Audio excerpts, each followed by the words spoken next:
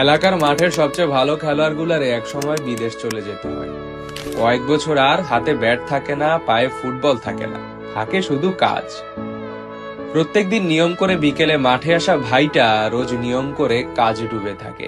কাল কত রান করলে জুনিয়রদের সামনে প্রেস্টিজ ঠিকঠাক থাকবে, কত গোল করলে সহজে জেতা যাবে, এসব ভাবতে থাকা মানুষটা ভাবে কাল কত টাকা পাঠাইলে এই মাসটা আমার পরিবারের ঠিকঠাক চলবে।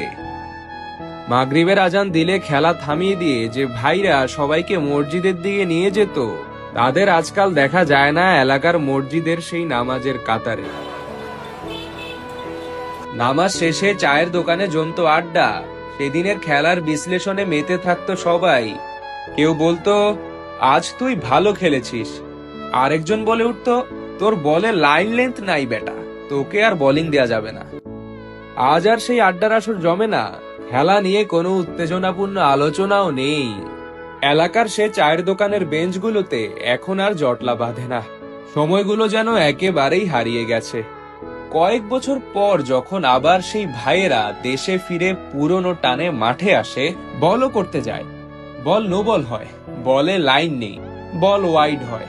আবার ফুটবল মাঠে একটু দৌড়ালেই ক্লান্ত হয়ে যায় শরীর। তারপর ভাই হয়তো হাসতে হাসতেই বলে ওঠে, আগের সেই দিন কি আর আছে রে? মনে প্রতিধ্বনি তুলে বারবার কথাটা ফিরে আসে, আগের সেই দিন কি আর আছে?